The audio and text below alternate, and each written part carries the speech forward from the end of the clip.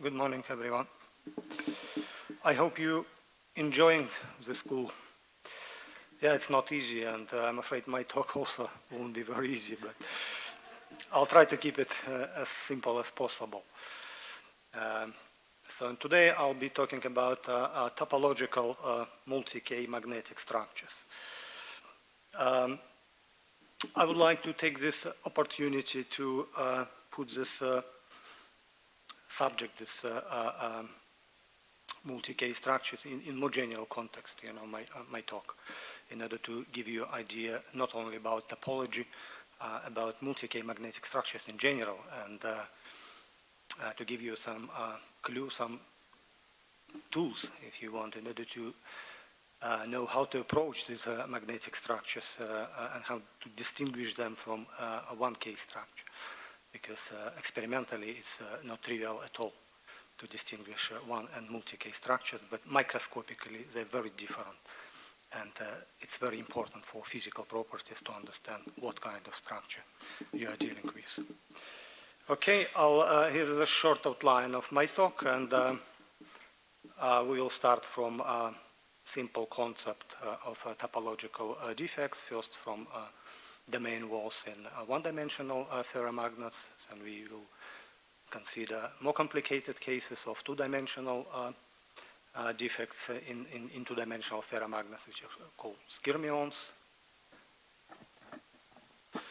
And then we discuss the cases of ordered topological defects when they are ordered into three-dimensional lattices, so-called three-dimensional skyrmion lattices. And then we will discuss the way how we can describe this magnetic structure using crystallographic method. So in particular, we will figure out that these structures are actually multi-K structures. And we will discuss what kind of consequences of the multi-K nature we can exploit in order to understand actually in the general context of multi-K structures, in the context of coupling to secondary order parameters, and that will give us some idea how we can distinguish them from 1K structures. And finally, this will be a bit complicated part of my lecture, and then at the end I will show you some example how all these ideas work, and hopefully after that you will understand that actually is nothing complex here.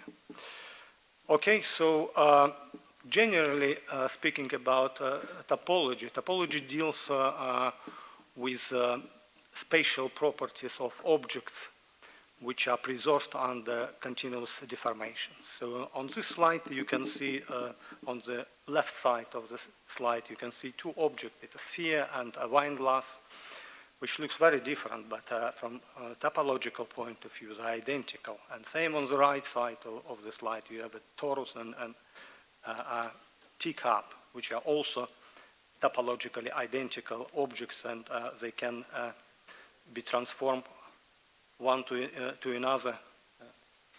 Animation doesn't work. Perhaps you have seen that. So they can be transformed one to another with continuous deformation. But objects from the left and from the right, like sphere and torus, for instance, they're topologically different, because torus has a hole while sphere doesn't. And whatever you do with sphere, with any continuous deformation, you cannot create a hole in this object unless you destroy this object, make a cut, or so you apply some energy. So you need to spend, the main message of this slide is that you need to spend, it costs energy in order to break topology. And let's see how the simple ideas work in magnetism. They actually work beautifully, and they can explain stability of some objects. And the simplest topological object is a domain wall in a one-dimensional ferromagnet. So if you take a chain of atoms and we attach a magnetic moment to each of them, and we assume that these magnetic moments have a easy plane type of anisotropy, so they can take any position in the plane perpendicular to the one-dimensional chain. So if we introduce this, what is called 2-pi domain wall, it's simply twisting of spins, and that is a topological object. Why it's topological? Because using a continuous deformation, we cannot turn it back into ferromagnetic state. So if we start doing that, we will inevitably go through the state where some spins point opposite to each other, so anti-ferromagnetic state. But that costs energy because our exchange interaction is ferromagnetic. So we cannot get rid of this object, with a continuous deformation. And that's why it's topologically protected. So we can also deviate spins from the plane towards direction of the chain. It's called escape to third dimension. But it's again, if the plane is easy plane anisotropy, it costs energy. So whatever we do in order to get rid of, destroy this object, we need to overcome some energy barrier. So the situation is very similar to the rope, where we have a knot on the rope. So whatever we do, when it's created, we can move it in towards or backwards, but we cannot get rid of that unless we unless we cut our rope, and then we can undo it. Okay, so using ideas of stereographic projection, it's very similar how we project our Earth, and it's a three-dimensional. It's a sphere, three-dimensional object into something flat. Using this same method, we can project our one-dimensional topological object into a circle. So why do we need this projection? Because like that we can easily quantify our topological properties. So you see, if we move from one side of our circle to another, our magnetization changes on angle d theta, for instance. And if we introduce what is called topological charge, so if you just sum together these angles when we go around the circle, in a continuous limit, it will be integral. This integral will tell us what happens with magnetization, what it does. So it's like in given case, in the present case, magnetization wraps around the circle. When we go around the circle, magnetization wraps around as well. So it's giving us a topological charge 1. So integer number, it means that this object is indeed topological. And the idea of topological charge allows us basically to distinguish topologically distinct objects or vector fields, if you want, in a continuous limit. Because in most cases, practical cases, I'll show you later, this continuous limit is well justified, because in real systems, magnetization changes very slowly in comparison with unit cell lattice of our discrete lattice, which is characteristic of the systems. So this slide demonstrates you several vector fields and the topological charge. So on the left we can see what is called topologically trivial, it's ferromagnetic state simply, with a topological charge 0, while at the middle you can see two vector fields with topological charge 1, and on the right with topological charge 2. So these two at the middle, they have identical topological charge. That's why they can be transformed continuously one to another. But these fields cannot be transformed to ferromagnetic state with a continuous deformation, because they have distinct topological charge. That implies that they topologically they're distinct objects. And below you can see with these lines what magnetization does when we go. So it wraps once for these two objects, for these fields, and it wraps twice for this one. Okay? So now if we go to a bit more complicated case of two-dimensional ferromagnet, we still can define our topological defect. It's called skyrmion. So it looks like this vortex type object. And if we cut this object with a plane, if you do 1D cut with a plane which is perpendicular to the plane of our physical space where our spins live, so we'll have exactly same, it will look exactly same as a 2-pi domain wall. So basically, this object can be created from this 2π domain wall if we take it and rotate it about the axis perpendicular to this one-dimensional object. Then we will recreate this two-dimensional topological skyrmion. And the fact that it's indeed topological object, so we can do exactly the same thing. We can take our stereographic projection and project this two-dimensional flat plane into a sphere. And like that, we can define our topological charge. But in this case, we are dealing with, so M is simply a unit vector along the magnetization on each point of a sphere. So we are dealing with a solid angle instead of simply angle in a plane, like in the previous case. So define it like that, topological charge tells us that indeed our skyrmions are topological objects because so it shows how many times magnetization wraps around a sphere in this case. And for skyrmions, this charge is integer number 1, while for ferromagnetic state it's again 0, telling that these two states are topologically distinct. And what is remarkable, about these objects that these skyrmion objects, they were predicted theoretically many years ago. It was 1988 by two Soviet physicists, Bogdanov and Yablonsky. So they were solving some Ginzburg-Landau functional for non-center symmetric crystal, and they found solutions which correspond to this vortex-type lattices, which are kind of analogs of abricos of vortices in superconductors. So skyrmions are not the only two-dimensional topological objects. There are plenty of other ones, anti-skyrmions, merons, with topological charge half. Anti-skyrmions are a bit like skyrmions, but to quantify skyrmions, you can also introduce some other quantities like helicity, verticity, and so on. So they will be different in this in helicity and verticity, but main idea will be same. And the talk is not about skyrmions, so I don't want to stay long on that, but there are just plenty of them. These objects are Hedgehogs object. It's three-dimensional topological defects. They look in a real space very similar how skyrmions projected into a sphere.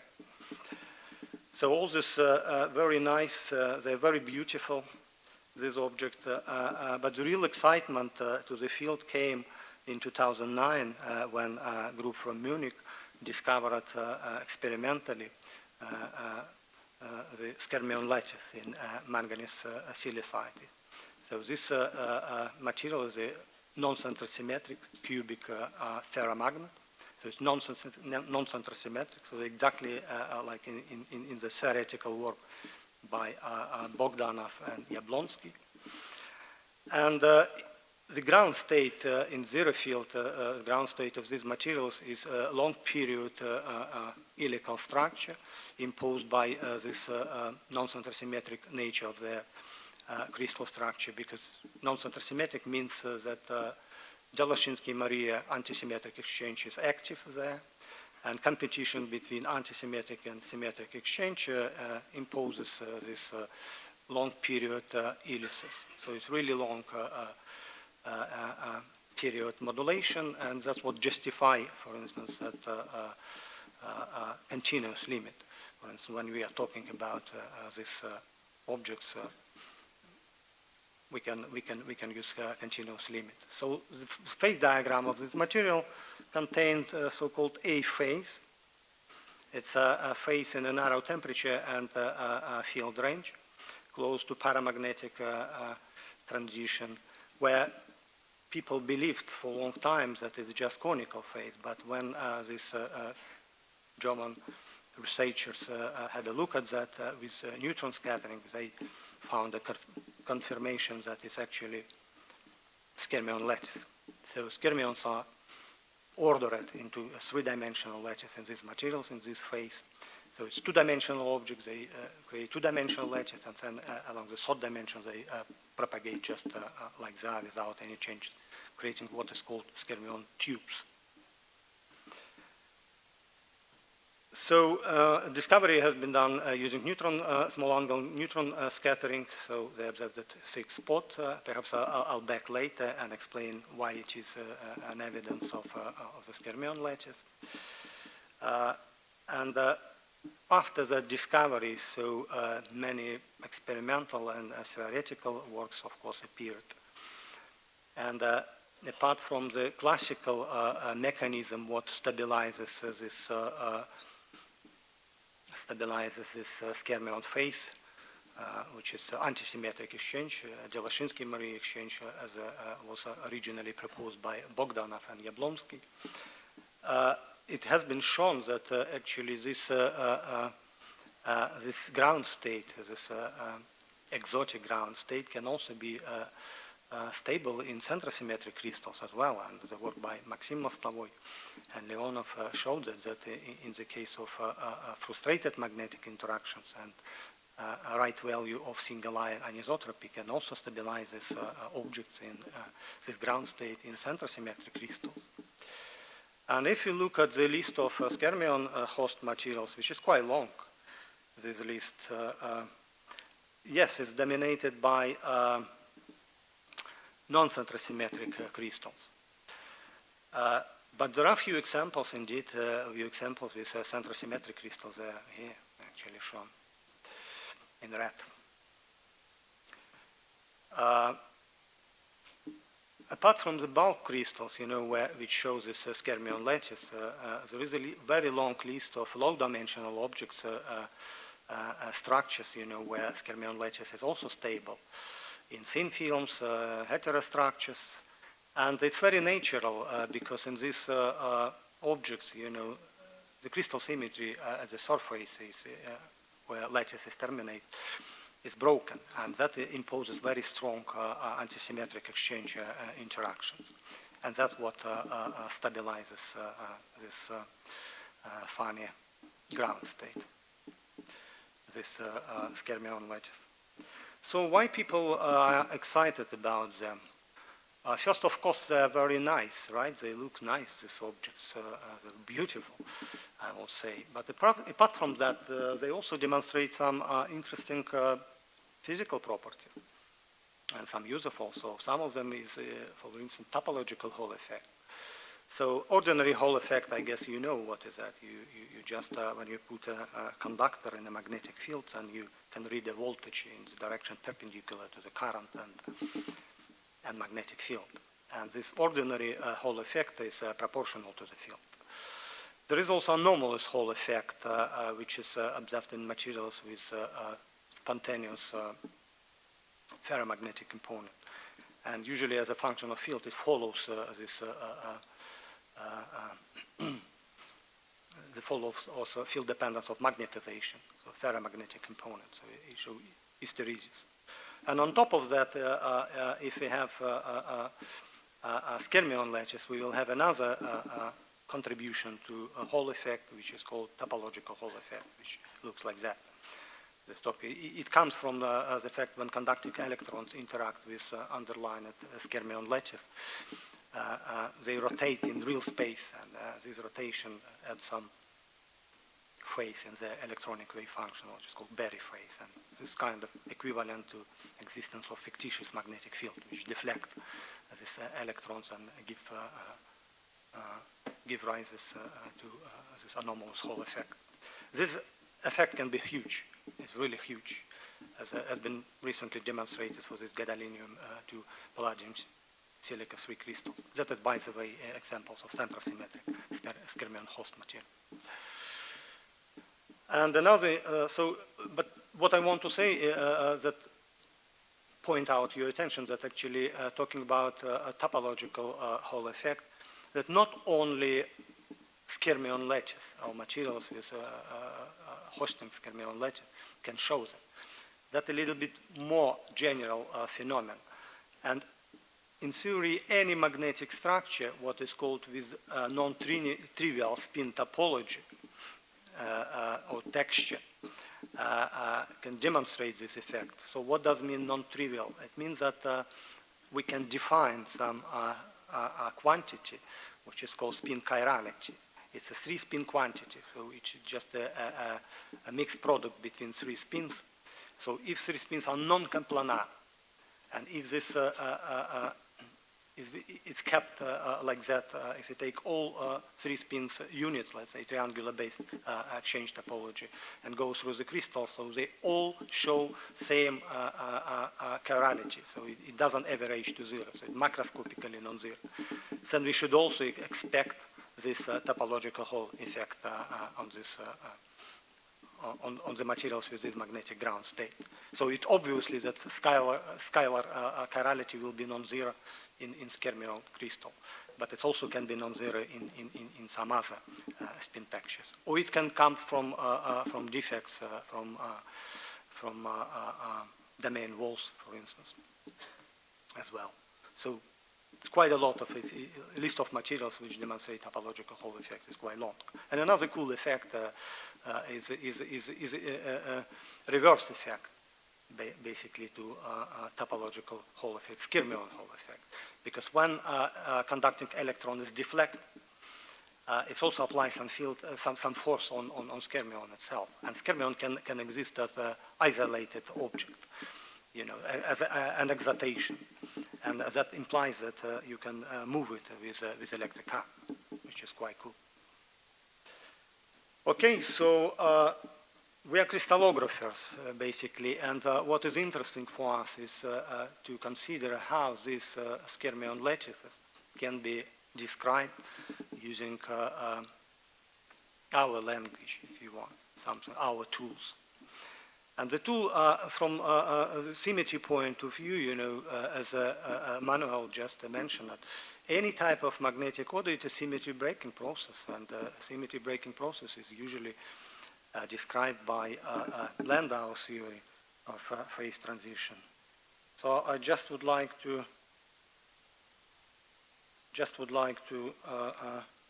give you some very brief introduction to the Landau theory, but I think we can do it after break, right? Because it's time to make, it's 10 o'clock. Do you want to make a break, or shall I? Let's do a tea break and continue after the break.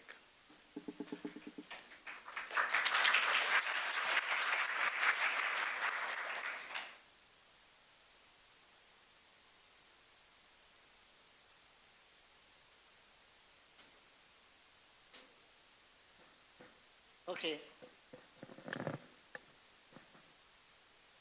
The time was... The lecture is not over, so you can, I mean, you can ask me questions after. Have a question? You can ask me after when I'll do the second part. Can chiral domain wall be probed by neutron scattering? Hmm? How can chiral domain wall be probed by neutron scattering? No, domain wall cannot be proved by neutron scattering. They cannot be proved. Okay. Yeah, no. You cannot probe the main wall because it's not ordered object. But it still doesn't mean that it cannot contribute, let's say, to transport property. If you have a materials with domain walls, which are topological objects locally, they can contribute to your transport properties and give you a topological Hall effect. I mean, if you have topological Hall effect, how do you identify whether it's from chiral domain wall or something else? It's a challenge. Okay. So if you just measure your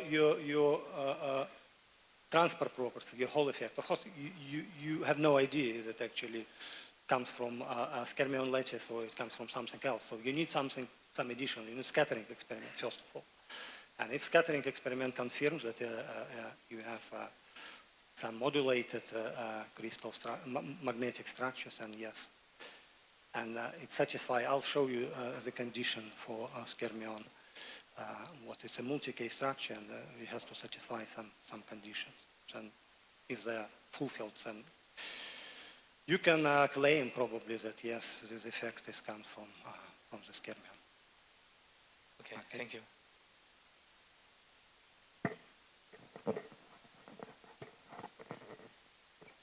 One more question.